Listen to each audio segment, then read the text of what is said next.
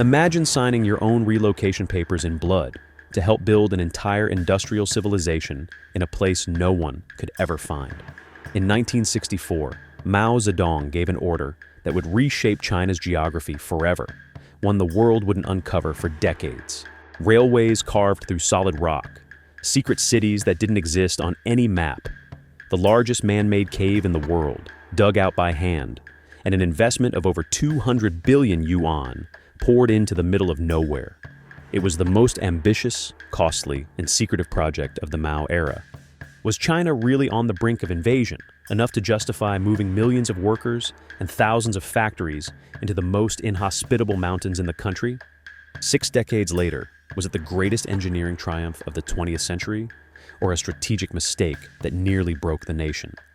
To answer those questions, we first need to understand what the Third Front actually was. By 1964, China had broken ties with its most powerful ally, the Soviet Union, while the United States escalated its presence in Vietnam. Mao saw a country dangerously exposed, most of its industry sitting right on the coast, within easy reach of an attack. His answer was as radical as it was extreme, and it would reshape millions of lives before it was done. That same year, China had just detonated its first atomic bomb, entering a new urgent phase of military buildup. In that climate, the Shanghai Optical Instrument Factory received an order: relocate its 800 best workers to the mountains of Guizhou. Gu Zhaoming was 26 when he stood in front of his entire factory. Without hesitation, he bit his own finger and wrote in blood, "I firmly answer the party's call. I request, with full conviction, to join the construction of the Third Front. My whole family will make this revolution together." His wife, a schoolteacher, didn't hesitate either. She went with him, carrying their daughter, barely a year old. By 1967, they were producing China's first domestically made submarine periscope. They became known as the 800 Warriors. But Gu and his wife weren't the only ones. They were part of a migration of millions. In their new home, daily life ran on the rhythm of a loudspeaker. Every morning it played the same tune, the 3 main rules of discipline and the 8 points of attention.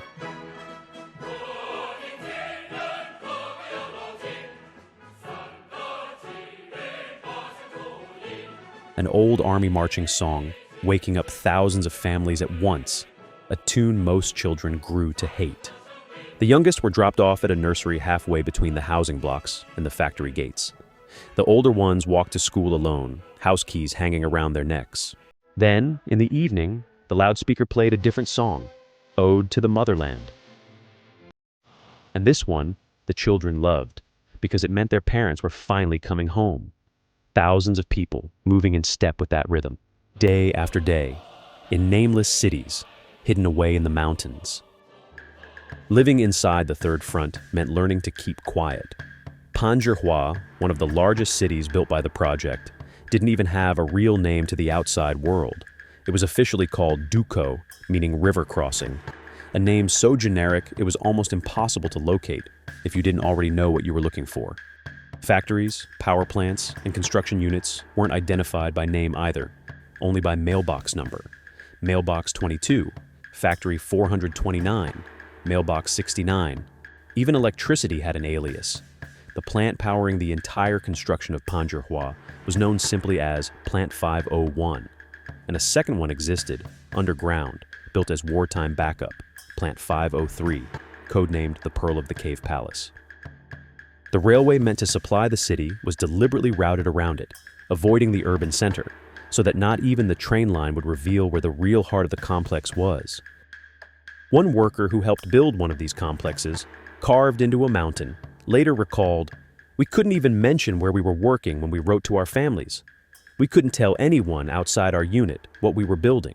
We worked inside a cave, and we couldn't even mention that. We were afraid there might be spies." When construction was finished, security teams known as the 011 system sealed the doors completely. As far as the rest of the country was concerned, that place simply didn't exist. The secrecy wasn't limited to fake names. Somewhere in Chongqing, thousands of men were digging, at that very moment, what would become the largest man-made cave in the world, an entire city that wouldn't come to light for 30 years. And in the hills of Hubei, A war bunker for the country's military command was being carved out in secret, complete with a villa reserved specifically for Mao Zedong. But before we get to those places, we first need to talk about how anyone got there at all. Reaching those places meant first cutting a path through some of the most hostile mountains in China, and no project shows that better than the Chengdu-Kunming Railway. Nearly 700 miles of track, through terrain that foreign engineers had already written off as no-go territory for construction. Deep gorges, jagged peaks, ground so unstable that landslides, cave-ins, and flash floods were just part of the daily routine. It wasn't a question of whether something would go wrong, it was a question of when. And it did, over and over. So often that on average 2 to 3 workers died for every kilometer of track laid. Eventually, the Chinese press would come to call it the Railway of White Bones. Peng Dehuai saw it firsthand. As third deputy director of the committee overseeing construction in the southwest, he visited the Wusouhe tunnel one day and found an entire hillside covered in freshly dug graves. He asked where they'd all come from. He was told they belonged to soldiers and civilian laborers, killed digging the tunnel. Many didn't even have headstones, just a wooden board with a name written by hand. Another stretch of the line, the Shamalada Tunnel, earned a reputation as the deadliest of them all. 6,379 meters long, sitting at nearly 3,000 meters above sea level, the longest tunnel in the country at the time. One worker who labored there later summed up the fatalism of those years in a line his co-workers never forgot: "No one can know their own fate in advance." Back to Chongqing, there, hidden inside Jinzhou Mountain, an army of more than 60,000 engineering troops spent 17 years digging what's now known as Project 816, over 20,000 meters of tunnels, and an artificial cave so massive it remains to this day the largest ever excavated by human hands. It cost 746 million yuan. Its purpose, producing fuel for nuclear weapons.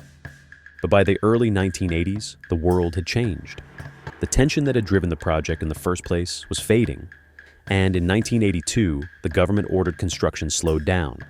2 years later, it stopped entirely. The reactor they'd planned to use was already technologically outdated by the new decade's standards. It was barely a year and a fraction of the investment away from being finished, but it no longer made sense. The reactor was never switched on.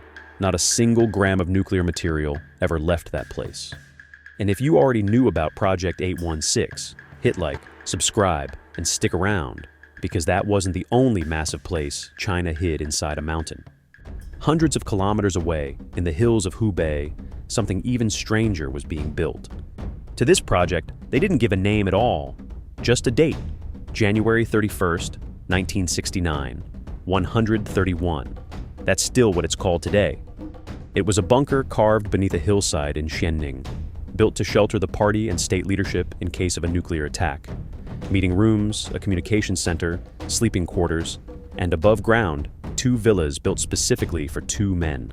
One for Mao Zedong, the other for the man who was, at the time, his designated successor, Lin Biao. Construction moved forward in total secrecy for more than 2 years. Then, in September 1971, something happened that no one at Project 131 could have seen coming.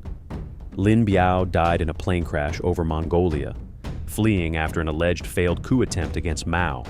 The general in charge of the entire construction, a man close to Lin Biao, was arrested shortly after, swept up when the government purged everyone tied to him. Construction stopped that same year, with just 456 meters of tunnel dug.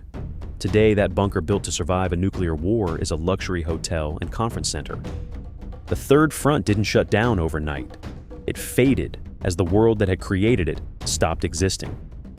In the 1970s, China and the United States began to move closer together. Nixon's visit in 1972 marked the start of a thaw that would have been unthinkable just years before.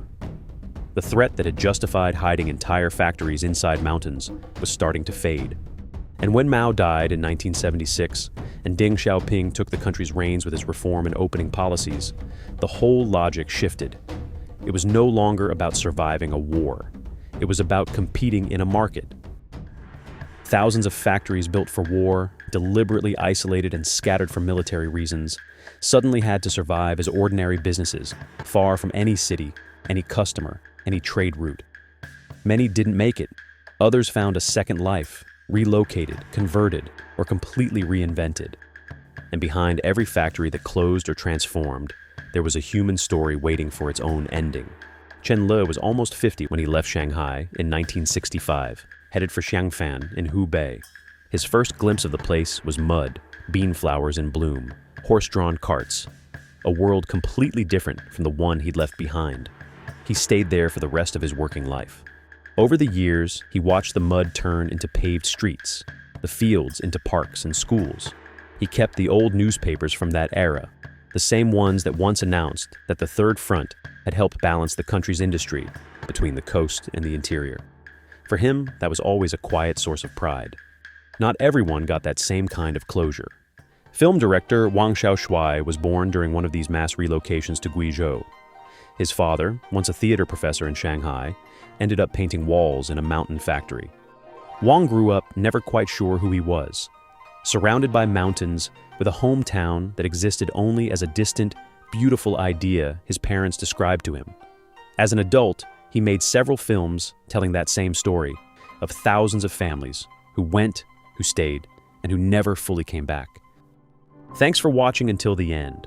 And if you want to go deeper into China's history, don't miss the video on the ancient tradition of gifting a coffin to your parents while they were still alive.